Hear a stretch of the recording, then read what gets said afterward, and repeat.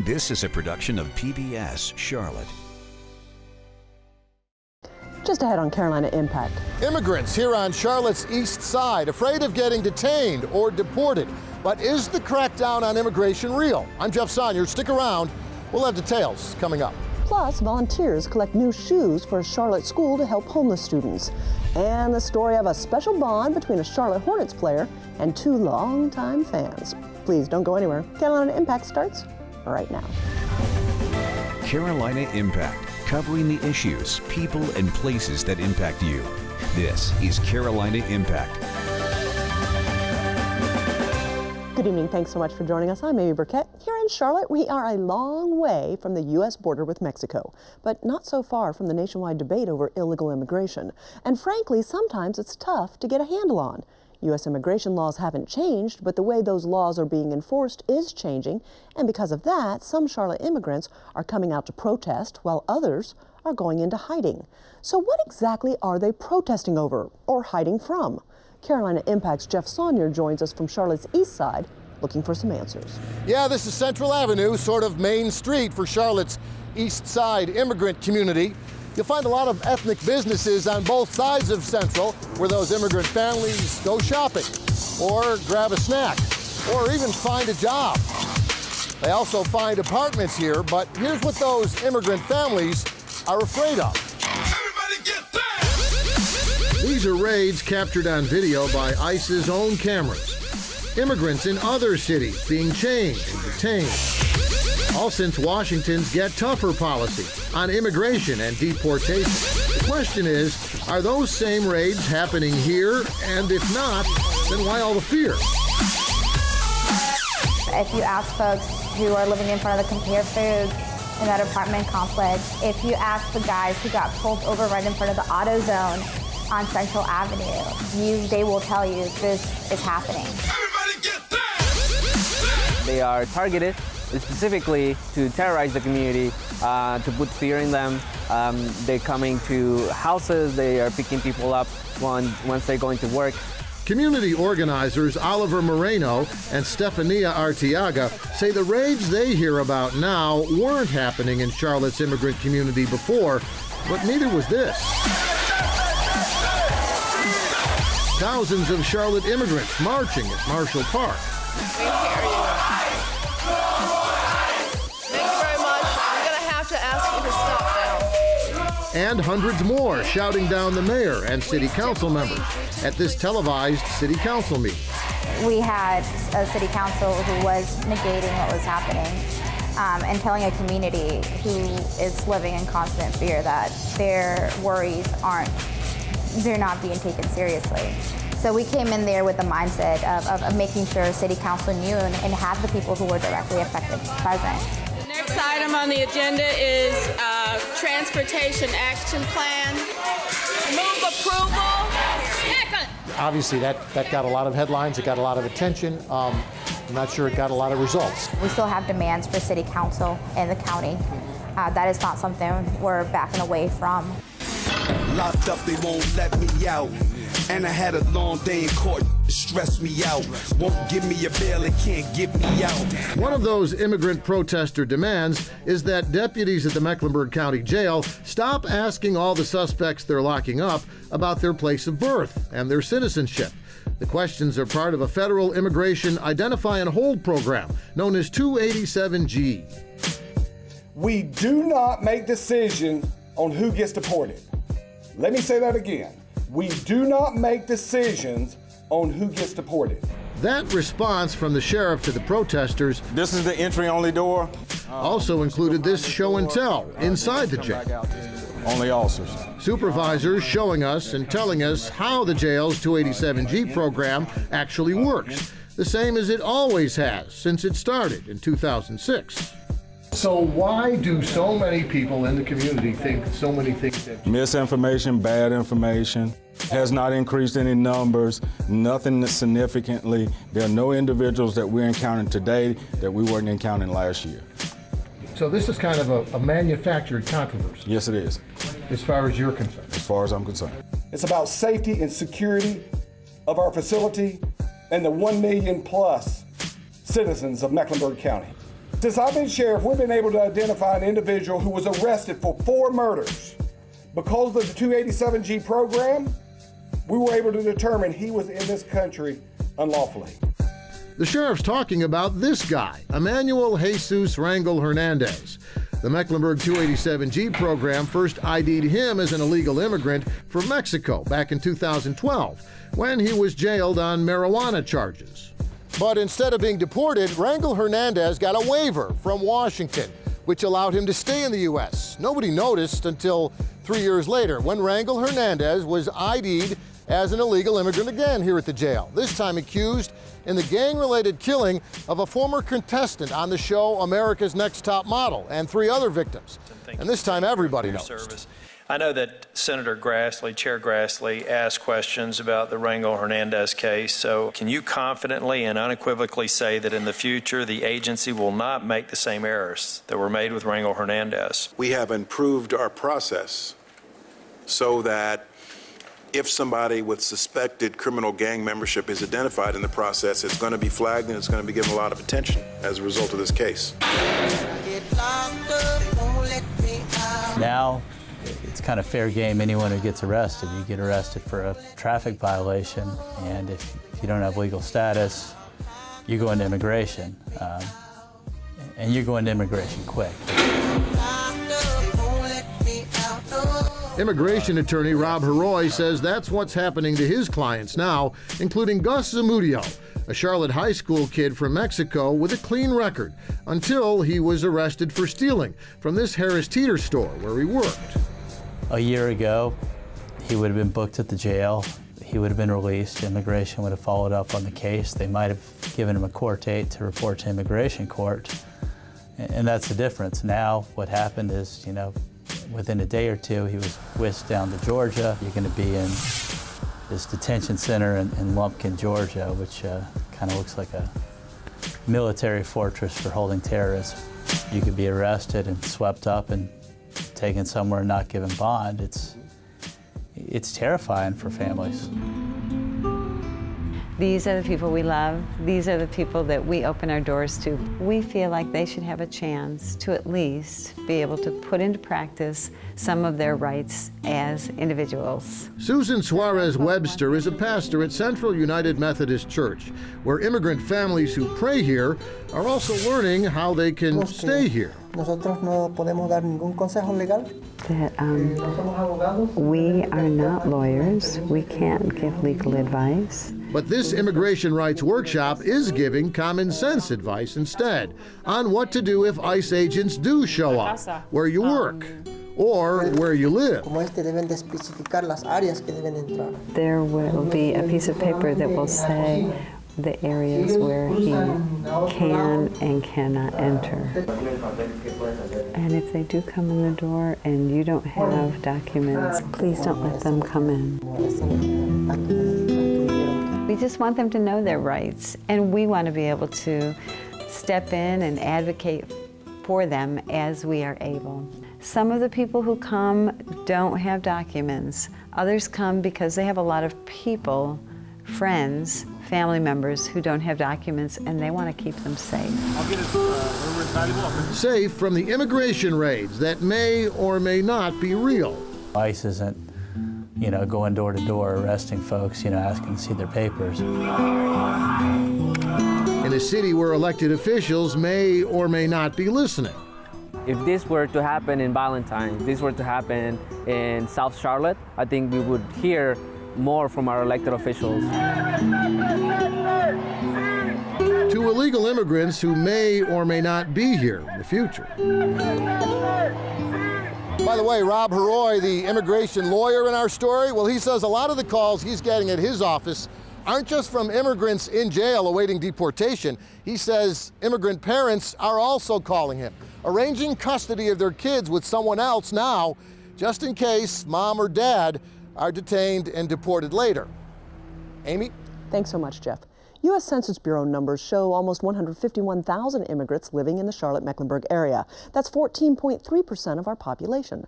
And the Migration Policy Institute in Washington estimates that 54,000 of those immigrants are what they call unauthorized, meaning they haven't filled out the paperwork to be here legally. Well, our next story is one of inspiration, proving that one person can make a difference. Recently, a Mooresville woman saw a need, and when she scratched beneath the surface, well, she was shocked by what she learned. More than 4,000 students in the Charlotte-Mecklenburg School District this year don't have a place to go home to after the final bell rings. Carolina Impact's Jeff Rivenbark tells us more. It doesn't matter if you're a kid or an adult. Nothing puts a spring in your step like a new pair of shoes.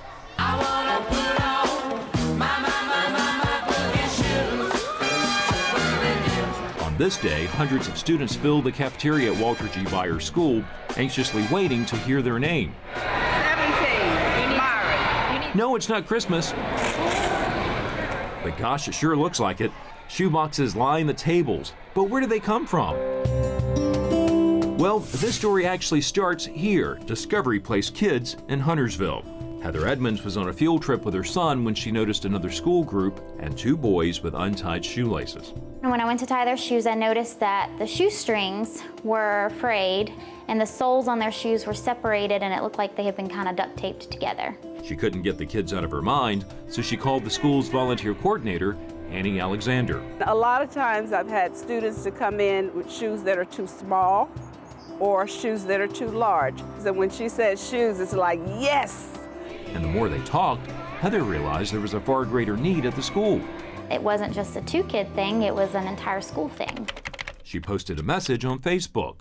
I said I had intentions of buying 2 pairs of shoes, and I've come to find out that there's about 350 students that are in desperate need, and I somehow want to make it possible to buy all of them new shoes. In 4 hours, friends shared Heather's post more than 100 times. Strangers started private messaging her, some offering to buy multiple pairs of shoes and socks. She kept a detailed list, tracking every child's shoe size. Heather says she wanted to give the kids something more than a brand new pair of shoes.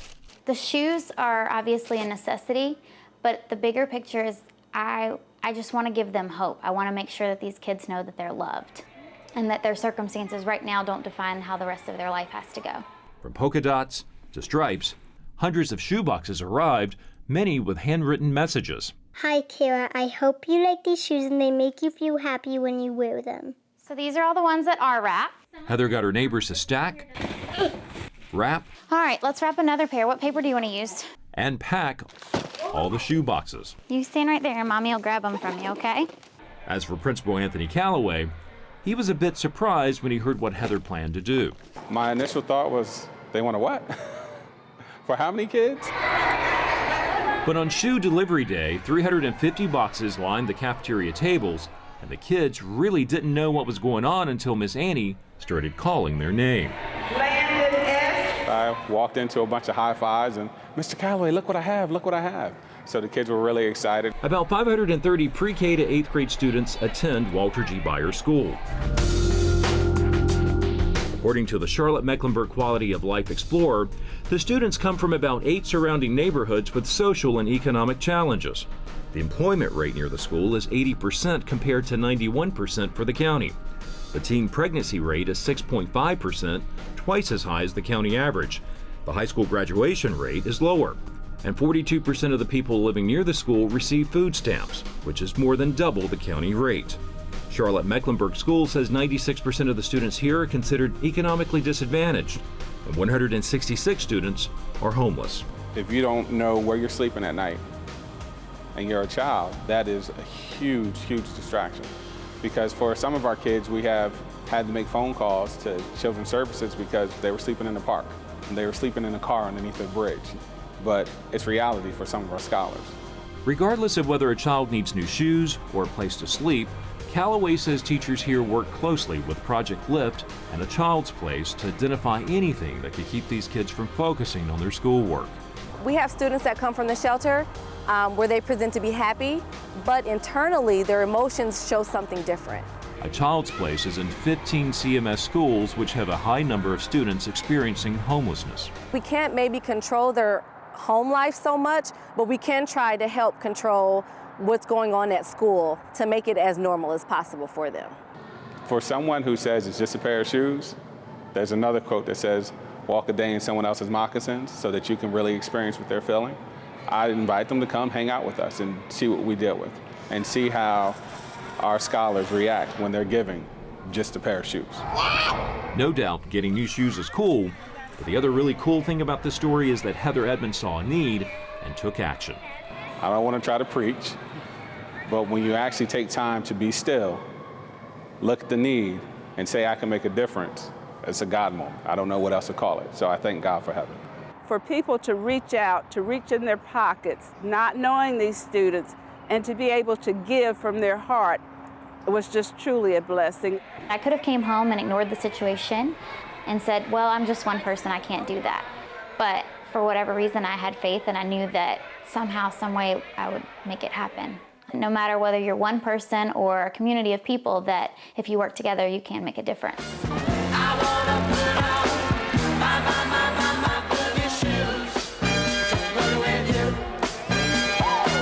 It just goes to show, even the simplest gesture of kindness, like tying a kid's shoestrings, can make a huge difference.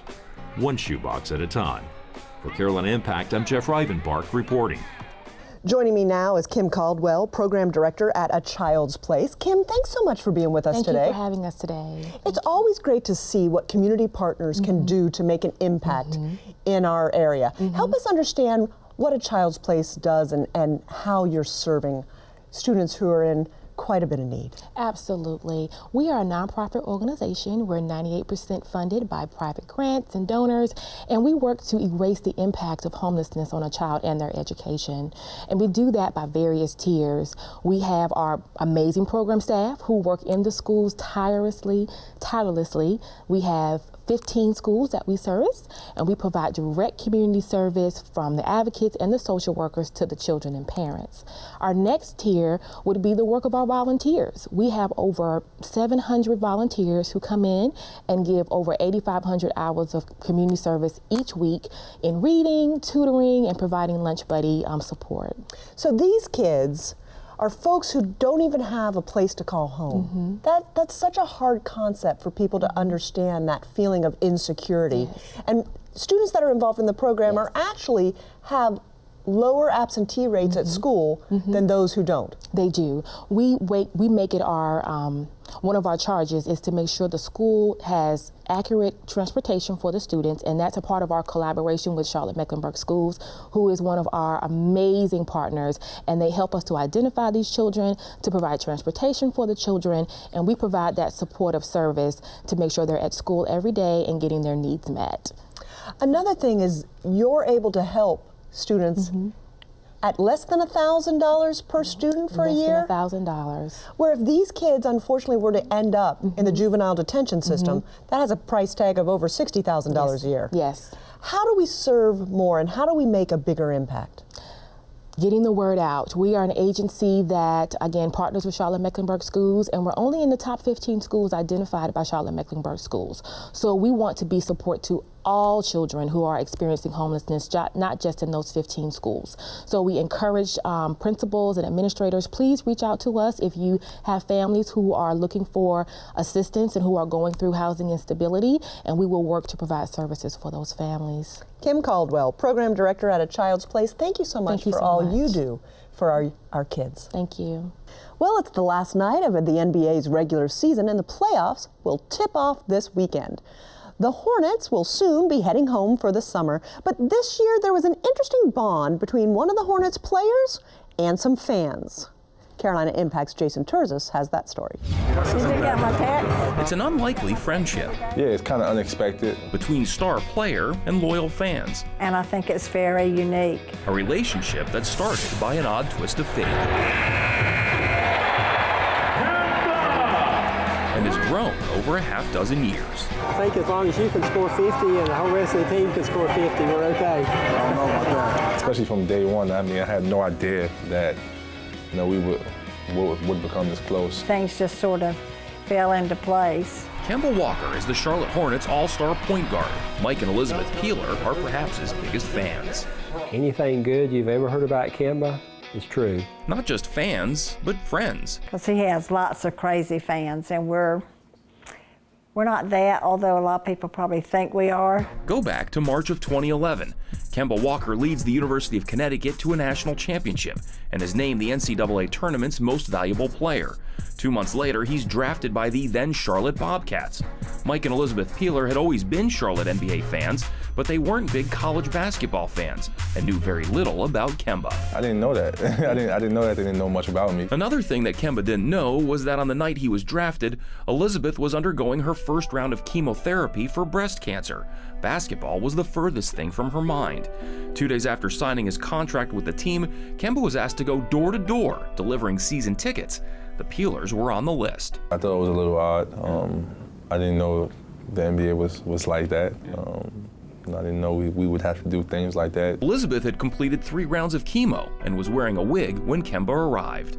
So when I opened the door, there were 6 men, and Kemba was one of them. We sort of expected this cocky, brash guy that, you know, might or might not give us the time of day. I was just trying to be nice. I was just, being myself. Not at all what we thought. Real recognizes real, right? The Peelers are great people, really just genuine and authentic.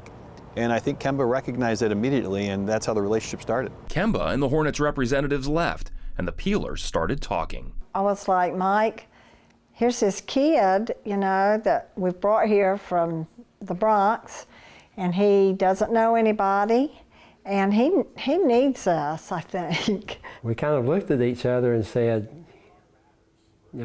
he's really a nice guy. We should try to figure out how to stay in touch. So a few days later, the Peelers went to an open practice for fans and made sure to sit down by the court. When he came over for an inbound pass or something, we'd wave him and he'd wave back, so we realized that he hadn't totally forgotten who we were. Mike and Elizabeth then started arriving to games early and would make their way down to the tunnel that led from the court to the players' locker rooms. That's kind of how everything started. We talked and we talked and we talked each and every home game. Those pregame interactions led to a dinner invitation to the Peelers' home in Dilworth. Yeah, I accepted. I mean, they were really nice people. We realized from his first visit that he liked chocolate chip cookies that we had prepared, because he had told us he liked chocolate. At a later visit to our house, I think we had made the chocolate chip cookies, but we also made brownies. He actually told us that he liked the brownies better than the cookies. One time they made them for me, and they were really good. They were really good. So the Peelers had an idea. Bring brownies to the games to give to Kemba. And with that, a new tradition was born. On game days, Mike whips up the homemade brownies, complete with Ghirardelli chocolate, tosses them in the oven and bakes for exactly 47 minutes. After cooling off, he cuts them up and gets them ready for delivery. Somewhere along the way, we asked him how often he'd like to get brownies if he could choose. He said every game.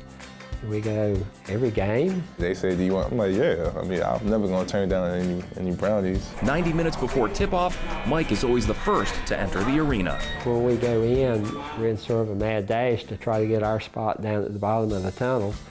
And so I make Elizabeth carry in the bag with the brownies. Of course, arena rules prohibit bringing in outside food or beverage, so the Peelers have to be discreet. We've never had an issue with that. They'll be all right. If they get in their trouble, they could just tell them it's for me. The Peelers head directly to the entrance of the tunnel, and following his pregame warm-up, Kemba comes over. I already got a few technical fouls. I can't get no more. How much are they? How much do they cost? Like 2,000, something like that. Holy cow. Each pregame interaction begins and ends the same, with a hug for Elizabeth and a handshake for Mike, and of course, the brownie handoff. So I take them back to the locker room. If we're here at home, I'll just take them home and eat them right after the game. And in time, 6'1" from Utah, wearing number 15, your captain, Kemba Walker.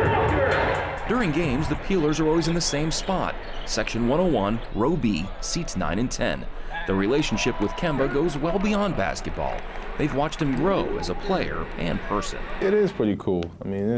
It's really different, of course. I never would have thought that I'd be, this close with them. They've even hung out as VIPs at Kemba's annual summer basketball camp and made the trip to see him in this year's All-Star game in New Orleans. The Hornets are even featuring the Peelers on next year's season ticket campaign. If you think about the chance of us developing this opportunity choosing the peelers, going to the house that day, and from day one, they create a relationship that's extended even into today and throughout his career as it's developed. Yeah, I think it is a little, it's a little different. I don't think I've seen anything quite like this. It's really pretty neat that we're still doing this 6 years later. And as for Elizabeth, her cancer is in full remission.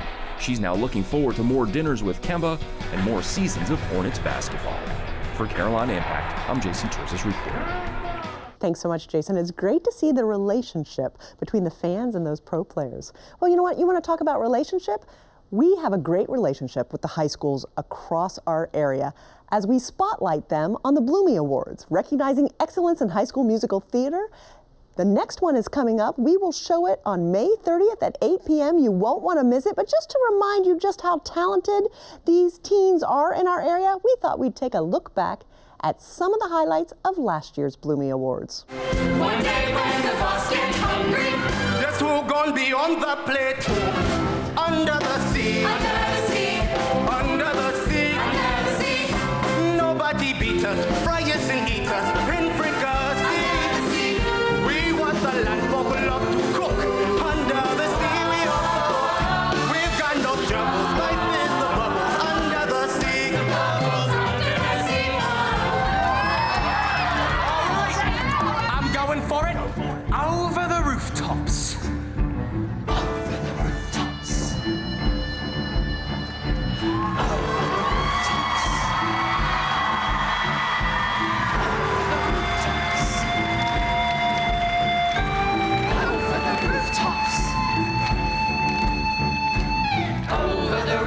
Step in time.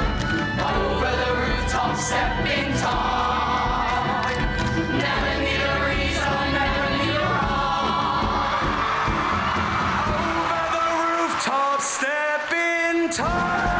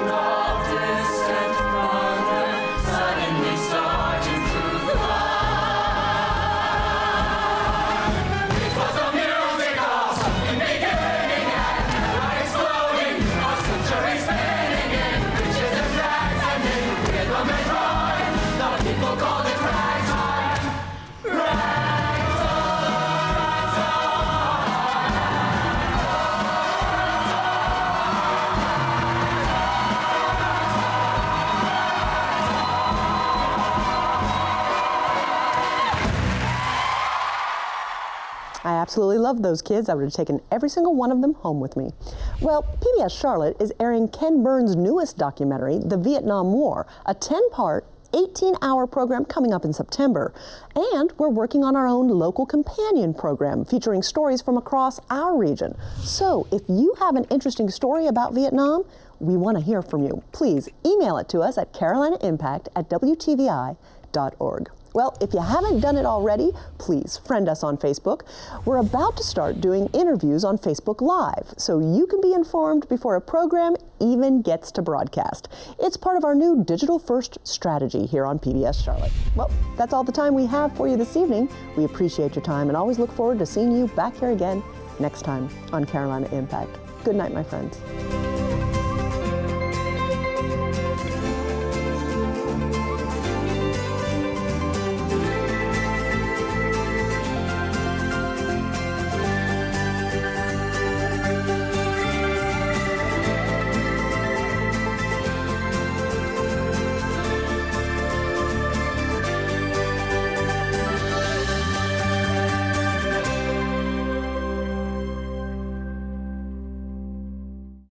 Production of PBS Charlotte.